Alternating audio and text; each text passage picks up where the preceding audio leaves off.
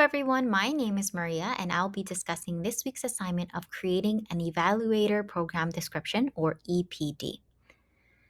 So, to get started, my program title essentially is to improve literacy skills by 40% amongst first grade ESOL students through online reading platforms during the first semester.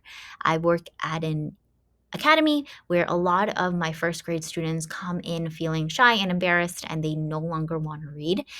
This eventually affects them with their literacy rate. So we're trying to fill in the gap via online tools and determine what works best. All right. So my problem statement is essentially the LMS data collected shows that more than 10% of first grade ESOL Academy students struggle to complete their weekly online English reading assignments. Usually, first year students find it difficult to access the online platform and have issues logging in or finding the books, which eventually deters them from continuing their educational goals.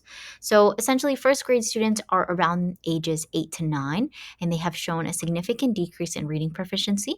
Students are fairly new to a large school environment, so this usually results in a lack of material awareness and motivation. With the help of online reading platforms, students will be able to easily navigate systems with a large book glossary. The books are automatically displayed once logged in. This essentially helps deter students from signing in and just never completing the assignments. Additionally, the platform um, can be free. So, this platform is known as Sora. Sora is a great new tool that actually has an online app as well and has three different. I know I mentioned it is free, but it does have three different sections for if you want a higher amount of books that you're able to read, along with educators have a different set of instructions or a different set of fees, just because we have a larger amount of students. So Sora essentially allows students to read any type of level books. Once you see the book on the page, it'll indicate the level and the amount of points you'll receive. You also receive badges on how many books you read, and it also indicates how far along you are in the book. It also allows students to read along or hear the audiobook along with narrations and highlighted sections. So this video actually helps you investigate or look into Sora as a great platform to be utilized in the classroom for motivational use of literacy and proficiency. So my objective to implement Sora, essentially, I have two. Let's look into my first objective. So my first objective essentially is implementation of an at-home reading platform where students are able to read through multiple different level books and receive points along with badges for the reading achievements like I mentioned before. Sora is easily accessible. You are able to download the books actually and use it offline. So this is a great tool for students in locations where the internet or the Wi-Fi connection isn't as stable. And then my second objective would essentially be students and educators are able to have updated book reading logs and progress reports. This will help motivate students to have a larger discussion. Additionally, students can complete an end of week discussion board detailing whether they like the book, the reading, and if they found it interesting, if there was any challenges, or if they would like to just have a peer review with their fellow classmates. This will also encourage students to have a discussion. In addition to improving literacy, it'll also improve speaking and pronunciation for my ESOL students. All right. So, to properly conduct a root cause analysis, or RCA, I can implement tools like the five whys, as discussed in our reading, to help develop a solution to the current gaps that I've noticed in our students' literacy rates. So, the first one would essentially be, why do students log in and never complete the assigned reading? Usually, students will log in and have no issues, but there are so many steps to locating the reading list that the professor or the teacher has already provided them that they just usually just log in and log out. So you do see the login rate consistent, but they just are deterred and do not read the material, or they just will never log in again. Next one would be, why are all students pushed to be? I'm sorry, that's not. Why are all students choosing to not participate? Sorry about that.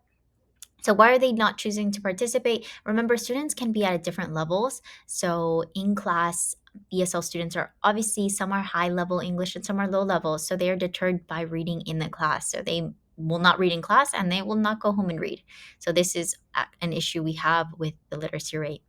And the following one is, why are all students pushed to be at the same reading level? So like I mentioned, some students are very high level and some aren't. So it actually hinders students to be all reading at the same level when they're not there. So with the ability of this online platform, educators can create a list with various different levels depending on what the student may like, and then everyone can be included and consequently increase the literacy rate.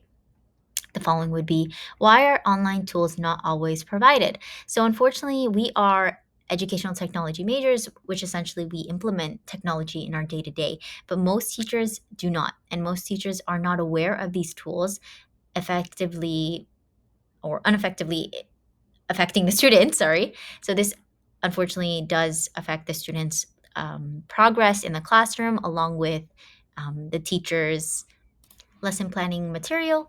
They just are straight on the books, nothing to help online as tools. And then why does there appear to be a large reading skill gap amongst first grade students? So why is that? As I discussed before, my belief and like what we've understood is that most students, after coming in from kindy, go into elementary and they're in a whole new world. School is bigger, so many other students, they feel embarrassed, shy, or they just think it's too much work, and then this will deter them from continuing their reading skills in English. All right. So how do I collect or data collection methods, or how would I do so? So my measurements are essentially three main ones, which would be student platform results. So essentially, educators can keep track of how many books students have read, along with the book levels and points earned. This would essentially indicate what books are more catered to my students' levels and what would they prefer and what they don't. So that would essentially help the educator. My following one would be obtaining monthly student surveys just to see if my students are actually logging in. What do they consider? What do they think about the platform? How are the books? Should I change my reading list to be a little higher, a little lower? What would they think? And then finally, my weekly reading quizzes would essentially be based on the weekly assigned readings, and I would choose based on what the student read at the very end of their reading. They would take the quiz just to see how their literacy has improved along with their understanding of the book. I can also try and implement a speaking portion because they are ESOL students. It's best to listen to their English speaking as well. So maybe based on a question from the book, they can answer with me. All right. So I also decided to implement the formative evaluation and summative evaluation. So let me go ahead and discuss the formative evaluation first. So essentially, just like before, I would essentially implement weekly quizzes on required readings or maybe bi-weekly discussion posts to keep track of book reading and summarization. I'd finally also collect student feedback throughout the weeks just to determine what books are good and if the platform is working adequately and if they are able to read the books, whether it be online or offline. And my summative evaluation would be at the very end of the semester. I would have a reading skills and comprehension exam based on the Common Core standards or the Academy standards. The Academy is based off of like an American education system, so it would pretty much be on the Common Core standards just to determine my students' level at the end of the year or at the end of the semester, essentially.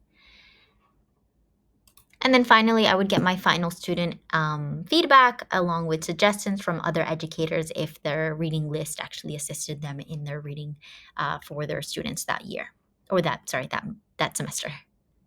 So in essence, if we were to discuss the short-term outcome, my goal would essentially to see an increase in login, an increase of reading, and an increase of literacy rate, essentially. Additionally, students will have more of a discussion on the discussion board or amongst their peers, which will also increase their speaking abilities, not only their literacy, but their speaking. And then this will eventually increase their intellect amongst their fellow peers. So, if we were to also discuss the long term outcomes, students will be demonstrating a higher reading proficiency and feel accomplished after each book they've read.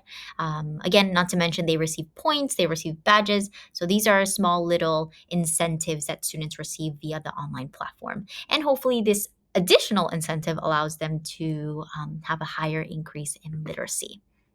All right, so let's discuss my final question, which we essentially educational technology and how it actually incorporates into my major, into what we're studying. So essentially, using this EPD approach, this aligns with a few of the main cores of educational technology.